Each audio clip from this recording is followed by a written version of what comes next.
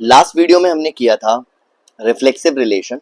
अब हम आज की वीडियो में सिमेट्रिक ट्रांजिटिव और कुछ इंपॉर्टेंट नंबर ऑफ रिलेशंस के बारे में बात करेंगे इस वीडियो के अंदर, जो बहुत बहुत इंपॉर्टेंट है सीबीएसई यानी कि हमारा जो 2026 में बोर्ड का एग्जाम होने वाला है उसके पॉइंट ऑफ व्यू से भी, और आगे किसी और कॉम्पिटिटिव लेवल में अगर आप एग्जाम देना चाहते हैं तो उसमें भी ये काम की चीज होगी आज की वीडियो में जो भी हमने करना है। तो स्टार्ट करते हैं। सबसे पहले सिमेट्रिक रिलेशन से ध्यान से देखते हैं। मैंने लास्ट एग्जांपल ही रखा है आप लोगों के सामने, ध्यान से देखते हैं। सिमेट्रिक रिलेशन,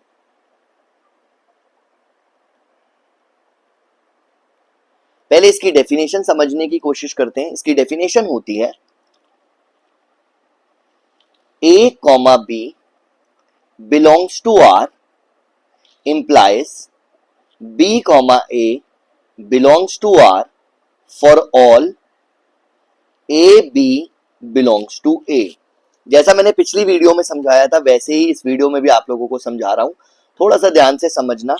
पिछले जो हमने रिलेशन पढ़ा था रिफ्लेक्सिव रिलेशन, उसमें मैंने आपको बताया था सेट इंपॉर्टेंट है और सिमेट्रिक रिलेशन के अंदर रिलेशन इंपॉर्टेंट होता है। इसको ध्यान रखना, जो भी रिलेशन में गिवन है उसके अकॉर्डिंगली हमें सिमेट्रिक को चेक करना है, ठीक है। तो यहां पर हम देखते हैं इस चीज को क्या करना है।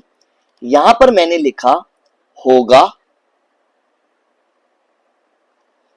इस इंप्लाइज को मैं लिख रहा हूं अगर, इसके लिए मैं लिख रहा हूं होना चाहिए, ठीक है। ये चीजें याद रखनी है। अब इसी से हम इसकी डेफिनेशन बनाते हैं। तो मैंने लिखा यहां पर अगर A, B belongs to R, मतलब A, B रिलेशन में, ये रिलेशन है, रिलेशन में होगा, तभी मैंने यहां होगा लिखा था। तो B, A यानी कि ये वाला B, A रिलेशन में होना चाहिए, होना चाहिए, तभी मैंने यहां पे होना चाहिए लिखा है। उन सभी एलिमेंट्स के लिए, उन सभी एलिमेंट्स के लिए, उन सभी एलिमेंट्स के लिए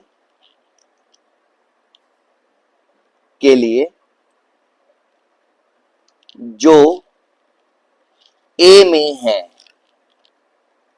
इस A में है। ये ध्यान रखना, मैंने दोबारा से बता रहा हूं डेफिनेशन को।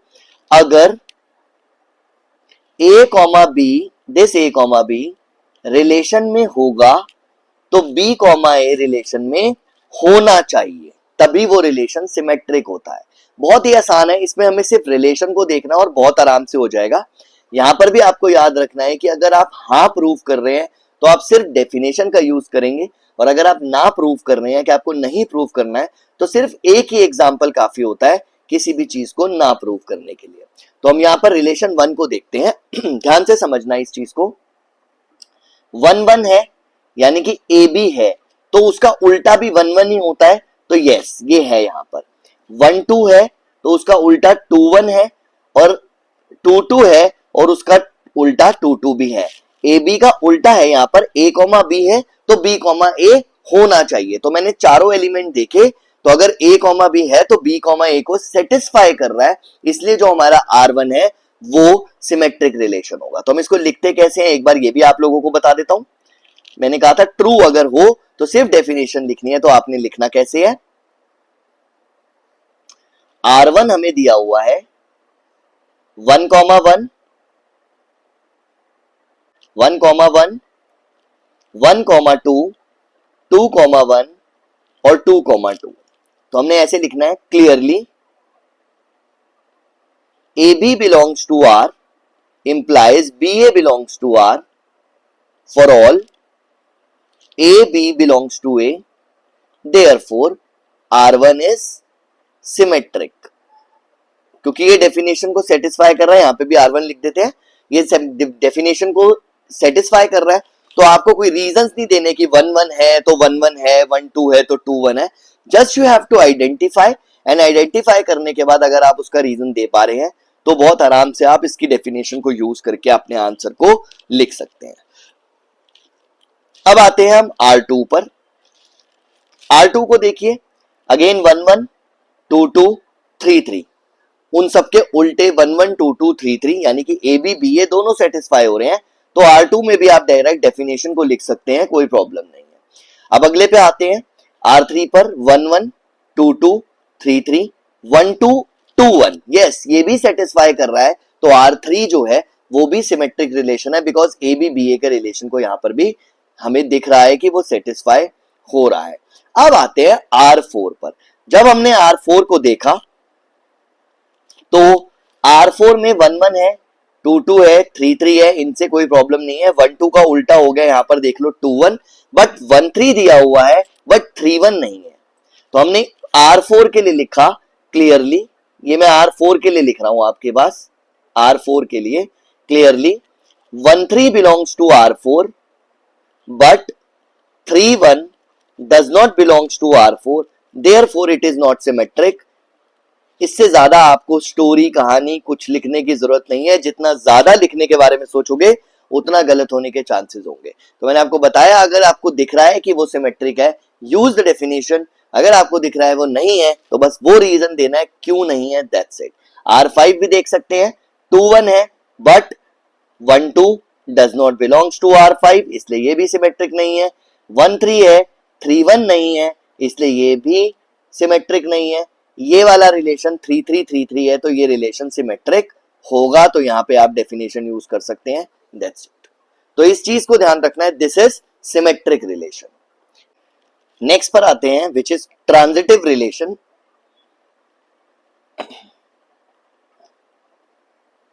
This is very very important, और हर बच्चों को इससे बहुत डर लगता है, जबकि ये सबसे आसान है। इसको ध्यान से समझना, मैं इसकी दो डेफिनेशन लिख रहा हूं यहां पर। Definition 1, A comma B related to R belongs to R, sorry, B comma C belongs to R implies A comma C belongs to R for all A B C belongs to A। अब मेरे ख्याल से आप लोगों को definition पता चल रही है कि कैसे लिखनी है, अगेन वैसे ही देखते हैं। दिस इज अगर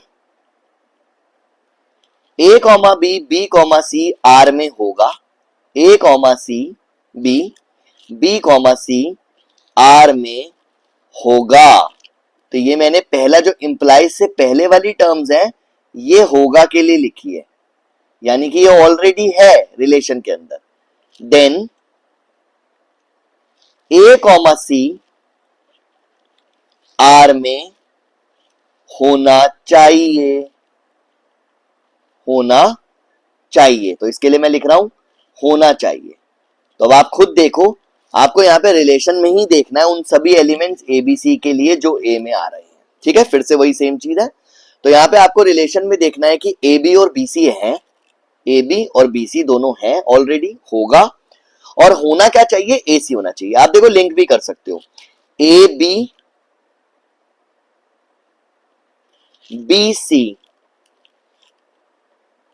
तो ए बी होना चाहिए, मतलब ऑलरेडी है, बी सी ऑलरेडी है, तो ए सी होना चाहिए। ये देखना, ए से बी ऑलरेडी है तभी मैंने होगा लिखा है, यहां पे बी सी ऑलरेडी है इसके लिए भी मैंने होगा लिखा है, और ए सी होना चाहिए और मैंने ए सी के लिए होना चाहिए लिखा है, ये ध्यान रखना है आपको। तो आपको बहुत आराम से ध्यान से देखना होता है कि कौन से दो पेयर हमारे पास अवेलेबल है, और उनके बेसिस पे थर्ड वाला पेयर यानी कि ए सी है या नहीं है, ठीक है। ये थी हमारी डेफिनेशन 2। अब डेफिनेशन 1, अब आते हैं डेफिनेशन 2 पर, ठीक है। डेफिनेशन 2 क्या कहती है, डेफिनेशन 2 कहती है, this is again very very important, A comma B belongs to R but B comma C does not belongs to R for all A B C belongs to A। भाई पिछले question में क्या था, पिछली definition में था कि A B होना चाहिए, B C होना चाहिए, तो A C चेक करो। लेकिन अगर A B है बट B से शुरू होने वाला कोई है ही नहीं, B से शुरू होने वाला कोई है ही नहीं, तो भी याद रखना है कि ट्रांजिटिव होता है, यहां पर कंफ्यूजन नहीं होनी चाहिए, आप इस चीज को ध्यान रखना। ए से बी रिलेटेड है, ए बी से रिलेटेड है, बी सी से रिलेटेड है, ये क्वेश्चन में दो चीजें दी हुई हैं, तब आपको देखना है कि ए सी से रिलेटेड है या नहीं। अगर वो ए सी से रिलेटेड है तो ट्रांजिटिव है, नहीं है तो नहीं है, सिंपल सी चीज है। अब हम दो पेयर की बात नहीं कर रहे, अब हम सिंगल पेयर की बात कर रहे हैं कि ए बी से रिलेटेड है लेकिन बी किसी से रिलेटेड नहीं है क्वेश्चन के अंदर, तो हम ए सी से रिलेटेड चेक करेंगे ही नहीं, सिंपल सी चीज। तो उस केस में भी ट्रांजिटिव होता है, ये बात भूलना मत। एक एग्जांपल लेके समझाता हूं। रिलेशन है X is wife of Y, तो क्या मैं ऐसे लिख सकता हूं X is wife of X? Not possible, नहीं लिख सकता। तो इसका मतलब ये रिफ्लेक्सिव नहीं हुआ। बात को ध्यान से समझना, रिफ्लेक्सिव की डेफिनेशन में होता था ए होना चाहिए, जो मैंने लास्ट वीडियो में बताया था। और आज की वीडियो में मैंने आपको क्या बताया? Symmetric. X is wife of Y, तो y is wife of y होना चाहिए, ये होगा तो ये होना चाहिए, सिमेट्रिक की बात कर रहा हूं मैं। तो अब आप खुद देखो कि ये पर्सन मेल है, तो मेल किसी की वाइफ नहीं हो सकता, इसलिए ये सिमेट्रिक भी नहीं हो सकता। दोबारा से समझा रहा हूं, X is wife of Y अगर होगा तो क्या Y is wife of X लिखा जा सकता है? सॉरी मैंने यहां पे वाई लिख दिया, Y is wife of X लिखा जा सकता है? नहीं लिखा जा सकता, बिकॉज वाई एक मेल है तो वो कभी भी किसी की वाइफ नहीं हो सकता, तो इसलिए ये सिमेट्रिक भी नहीं होगा। अब आते हैं ट्रांजिटिव पे। तो ट्रांजिटिव में अगर मैं खुद देखूं कि x is wife of y, यानी कि x कॉमा y बिलोंग कर रहा है r को, तो y कॉमा z तो आ ही नहीं सकता। क्यों नहीं आ सकता? क्योंकि y जो है वो मेल है, y जो है वो मेल है, और अगर मेल है तो y किसी की वाइफ नहीं हो सकता, तो y कॉमा z रिलेशन में आ ही नहीं सकता। तो ये डेफिनेशन 2 को कंसिडर करना है यहां पर कि x कॉमा y तो आ रहा है बट y कॉमा z नहीं आ रहा, इसलिए ये ट्रांजिटिव होगा। डेफिनेशन 2 से ये ट्रांजिटिव होगा। तो यही मैंने डेफिनेशन 2 में बताया कि अगर a कॉमा b बिलोंग कर रहा है but b comma c belong कर ही नहीं रहा रिलेशन में, आ ही नहीं रहा रिलेशन में, तो भी वो ट्रांजिटिव होता है। अगर a कॉमा b रिलेशन में आ रहा है, b कॉमा c भी रिलेशन में आ रहा है, तो मुझे चेक करना है कि a कॉमा c आ रहा है या नहीं आ रहा, और अगर आ रहा होगा a कॉमा c तो वो रिलेशन ट्रांजिटिव रिलेशन होगा, और अगर ये a कॉमा c रिलेशन में नहीं आ रहा तो वो ट्रांजिटिव रिलेशन नहीं होगा। तो यहां पर यस और नो की कंडीशन होती है, बट यहां पर ऑलवेज यस है, इस चीज को आपने ध्यान रखना है। दोबारा से एक बार फिर से समझा रहा हूं कि a कॉमा b बिलोंग कर रहा है r को but b comma c does not belongs to r, then it is transitive by definition 2, ये याद रखना है आपको। तो अब हम क्वेश्चंस पे आते हैं, उन्हीं क्वेश्चंस को करते हैं जो हमने पहले देखे थे। अब आप यहां पर देखिए ध्यान से, 1 कॉमा 1, तो आपने चेक करना है 1 से शुरू होने वाला कोई और एलिमेंट, ये रहा 1 कॉमा 2। अगर a कॉमा b है, b कॉमा c है, तो a कॉमा c होना चाहिए, और a कॉमा c ये रहा, देखो 1 कॉमा 2। ठीक है, दोबारा से देखते हैं इस चीज को एक बार रब करके। a कॉमा b है यहां पर, b कॉमा c, क्योंकि 1 से शुरू होने वाला एक एलिमेंट मुझे मिल गया है, b कॉमा c मिल गया है, तो ये a और ये c ये होना चाहिए, और वो मुझे रिलेशन में दिख रहा है, तो अभी तक ये ट्रांजिटिव दिखाई दे रहा है। अगर मैं दूसरे एलिमेंट्स को देखूंगा, 1 कॉमा 2, अलग पेन से लिखते हैं थोड़ा सा, 1 कॉमा 2, 1 कॉमा 2 और 2 कॉमा 1, देख लो 2 से खत्म 2 से स्टार्ट, तो a कॉमा b और b कॉमा c है, तो मुझे ac देखना है, यानी कि 1 1 देखना है, और मुझे ये 1 1 भी दिखाई दे रहा है, तो ये यहां पे भी सेटिस्फेक्शन मिल रहा है। अगला अगर हम देखें 1 कॉमा 2 और 2 कॉमा 2, देख लो 1 कॉमा 2 और 2 कॉमा 2, तो मुझे देखना है कि 1 कॉमा 2 होना चाहिए, अगेन वो भी 1 कॉमा 2 भी मुझे क्वेश्चन में दिखाई दे रहा है, तो ये यहां पर भी सेटिस्फेक्शन हो रहा है। तो अगर मैं इसको देखूं R1 को, तो ये प्रॉपरली डेफिनेशन 1 को सेटिस्फाई कर रहा है कि a comma b belongs to r, b comma c belongs to r implies ac belongs to r for all abc belongs to a, therefore r1 is transitive relation. ठीक है, और मैंने आपको बताया कि yes के लिए आपको सिर्फ डेफिनेशन को यूज करनी है, तो r1 के लिए आप एग्जैक्ट डेफिनेशन कर दोगे, बस यहाँ पे r1 लगा दोगे, दैट्स इट, तो ये सेटिस्फाई हो रहा है.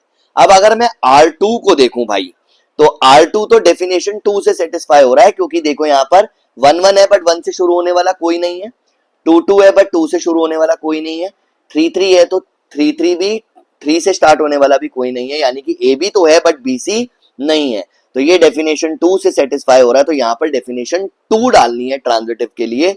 ये चीज आप लोगों को ध्यान रखनी है. अब हम थर्ड पर आते हैं. 1 से शुरू होने वाला, तो क्या होना चाहिए आप लोग खुद सोचो. 1 सेकेंड का पॉज दिया मैंने, सोचो आप क्या होना चाहिए. 1 2 होना चाहिए, तो ये देख लिए 1 2 होना चाहिए, और वो मुझे दिखाई दे रहा है. उसके बाद 1 से शुरू होने वाला और कोई नहीं है, 2 है, ये 2 से स्टार्ट होने वाला है, तो अगर मैं इसको देखूं तो क्या होना चाहिए, फिर से 1 सेकेंड का पॉज, 2 1 होना चाहिए, क्योंकि जल्दी जल्दी क्लिक होना चाहिए, 2 1 होना चाहिए, और 2 1 भी मुझे दिखाई दे रहा है, तो यहां पर ये भी सेटिस्फाई हो रहा है. 3 से स्टार्ट होने वाला कोई नहीं है. अगर मैं इन दोनों को देखूं 1 2 और 2 1 को, तो 1 1 होना चाहिए, और 1 1 मुझे यहां पर दिखाई दे रहा है, तो यहां पर भी मुझे कोई प्रॉब्लम नहीं दिखाई दे रही. अगर मैं इन दोनों को देखूं 1 2, साइड पे लिख देते हैं 1 2 2 2, तो 1 2 होना चाहिए, वो भी मुझे दिखाई दे रहा है, यहां पर है, तो ये भी मेरे ख्याल से सारी सिचुएशंस को सेटिस्फाई कर रहा है, तो R3 भी डेफिनेशन 1 से ही ट्रांजिटिव होगा. अब आते हैं नेक्स्ट पर. अगर हम ध्यान से देखें, अब इसमें मैं पूरा टाइम वेस्ट ना करते हुए आपको डायरेक्ट मुद्दे पर आ रहा हूं. ध्यान से देखो यहां पर कि 1 2 1 है, 1 3 है, बट 2 3 नहीं है कहीं पर भी. दिख रहा है आपको? 2 1 है, 1 से शुरू होने वाला, 1 3 है, 2 3 नहीं है, तो मुझे सिर्फ एक ही रीजन चाहिए होता है ना प्रूव करने के लिए, और वो मुझे दिखाई दे रहा है कि ट्रांजिटिव नहीं है. तो मैं इसको लिखूंगा कैसे, ध्यान से देखना. मैं लिखूंगा 2 1 belongs to R4, 1 3 belongs to R4, but 2 3 does not belongs to R4, therefore it is not transitive. Simple सी चीज है, मैं बार बार बोल रहा हूं, फोकस करो इस चीज पर कि मुझे कहानियां नहीं डालनी, मुझे सिर्फ उतना ही लिखना है जितनी जरूरत है. तो मुझे ना के लिए सिर्फ एक एग्जाम्पल देना है, वो मैंने आप लोगों के सामने लिख दिया. क्लियर? नेक्स्ट देखते हैं. नेक्स्ट हमारे पास ये सिचुएशन है, देखो 2 1 है, 1 से शुरू होने वाला कोई नहीं है, 3 1 है, अगेन 1 से शुरू होने वाला कोई नहीं है, तो ये ट्रांजिटिव होगा डेफिनेशन 2 से. इसको देखते हैं, 1 3 है,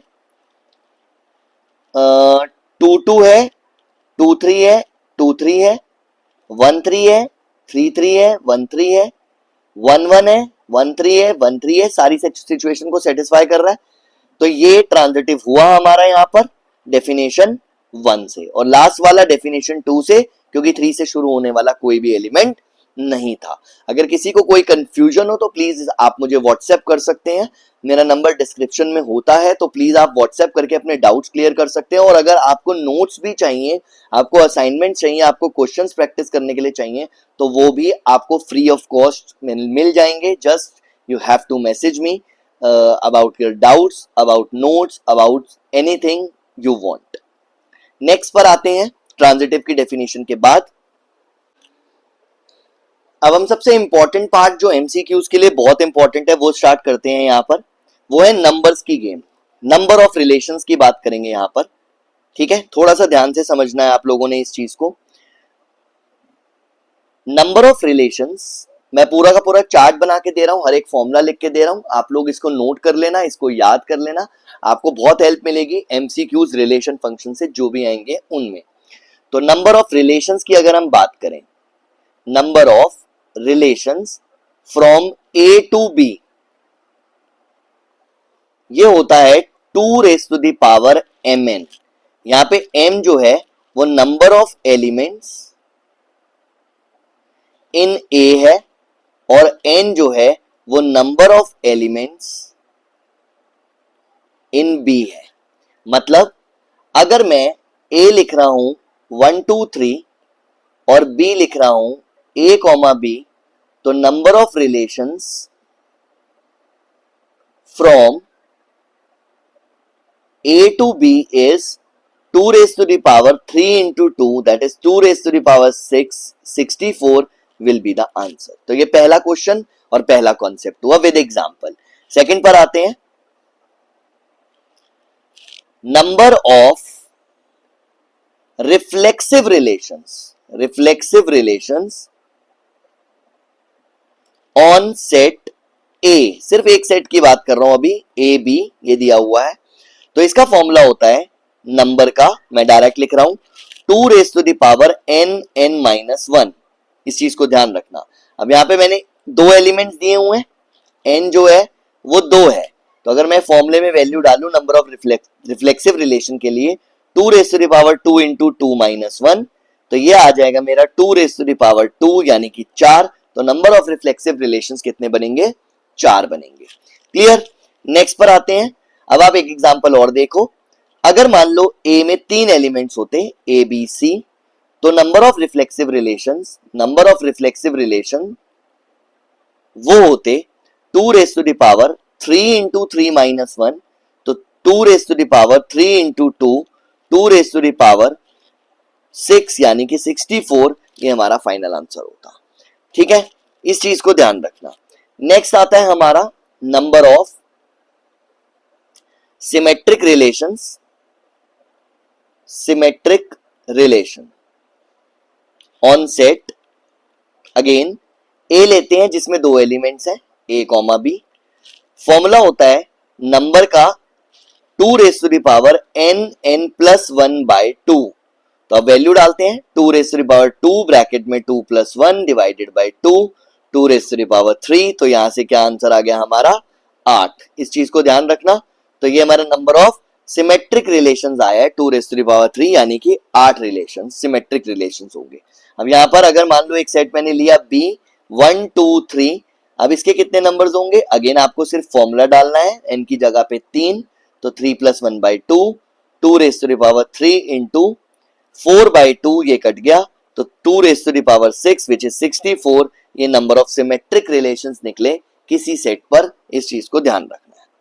ठीक है, अब आते हैं नेक्स्ट पर। सबसे पहले समझना है इक्विवेलेंस रिलेशन होता क्या है। इक्विवेलेंस रिलेशन क्या होता है? जो रिफ्लेक्सिव, सिमेट्रिक और ट्रांजिटिव तीनों को सेटिस्फाई करे उसे इक्विवेलेंस रिलेशन कहते हैं। तो this is very very important part of this video जो मैं आप लोगों के सामने रख रहा हूं। इसमें मैं आपको पूछ रहा हूं, आपको बता रहा हूं maximum number of equivalence relation. ठीक है, तो यहां पे आपको एक चीज को याद रखना है कि अगर नंबर ऑफ एलिमेंट्स ए में 2 हैं तो मैक्सिमम नंबर जो होंगे इक्विवेलेंस रिलेशन के वो 2 ही होंगे। अगर नंबर ऑफ एलिमेंट्स ए में 3 होंगे तो maximum number of equivalence relations जो हैं, इक्विवेलेंस रिलेशन, वो 5 होंगे। मैं अभी आपको बनाकर भी दिखाऊंगा, बट आप पहले इस चीज को याद रखना कि maximum number of equivalence relation कैसे होंगे। तो ध्यान से समझते हैं। पहले 2 वाला केस करते हैं। मान लो मैंने एक सेट लिया ए जिसमें 2 ही एलिमेंट है 1 2। अब मैंने एक रिलेशन बनाया R1, उसमें मैंने ये दोनों एलिमेंट डाले 1 1 और 2 2। तो अब आप खुद देखो ये इक्विवेलेंस रिलेशन है। कैसे? रिफ्लेक्सिव है क्योंकि ए बिलोंग कर रहा है आर को। For all a belongs to A, 1 1 का उल्टा 1 1 है सिमेट्रिक, 2 2 का उल्टा 2 2 सिमेट्रिक भी है। 1 1 है, 1 से शुरू होने वाला कोई और एलिमेंट नहीं है, तो ये ट्रांजिटिव बाय डेफिनेशन 2, तो ट्रांजिटिव भी है, यानी कि ये इक्विवेलेंस रिलेशन हो गया। तो जब मुझे R2 लिखना है सेकंड रिलेशन, तो मैंने 1 1 और 2 2 को तो लिख दिया। अब 1 2 और 2 1 और डाल दिए। इसके अलावा देखो और कोई एलिमेंट आ नहीं सकता। 1 1 भी हो चुका है, 2 2 भी हो चुका है, 1 2 भी हो चुका है, 2 1 भी हो चुका है। तो इस चीज को ध्यान रखना। ठीक है, तो यहां पर ये मैंने नया इक्विवेलेंस रिलेशन बनाया एक और, तो ये दो ही बन सकते हैं। जब मेरे पास नंबर ऑफ एलिमेंट दो होंगे तो number of maximum number of equivalence relation कितने बन सकते हैं? दो ही बन सकते हैं, और वो मैंने आपको दो बनाकर दिखाए। अब यहां पर दो क्वेश्चन और बनते हैं कि मिनिमम नंबर ऑफ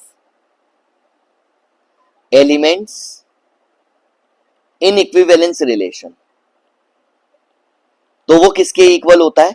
वो होता है number of elements in given set के इक्वल। ऐसा किसी बुक में नहीं लिखा होगा, इसको ध्यान रखना, क्योंकि जितने एलिमेंट्स होंगे मैं उनका ही पेयर कर रहा हूं, 1 1 2 2 3 3 4 4 5 5, तो उतने ही एलिमेंट होंगे। Minimum number of elements in equivalence relation, ये इक्विवेलेंस था, ये भी इक्विवेलेंस था, तो उसके अंदर जो मिनिमम नंबर होगा वो नंबर ऑफ एलिमेंट्स के इक्वल होगा, और जो मैक्सिमम नंबर होगा, maximum number of elements in equivalence relation, वो कार्टेशियन प्रोडक्ट के इक्वल होगा। A into A Cartesian product के एलिमेंट्स के इक्वल होगा। जैसे यहां पर दो एलिमेंट्स थे तो 2 इंटू 2 4, तो देख लो यहाँ पे 4 एलिमेंट्स आ रहे हैं, ये मैक्सिमम नंबर ऑफ एलिमेंट्स होंगे इक्विवेलेंस रिलेशन के अंदर। अब 3 वाला करने से पहले हम नंबर्स देखेंगे और फिर 3 वाला बनाएंगे। मैंने आप लोगों को बताया जब नंबर ऑफ एलिमेंट्स किसी सेट में 3 होते हैं तो maximum number of equivalence relation, maximum number of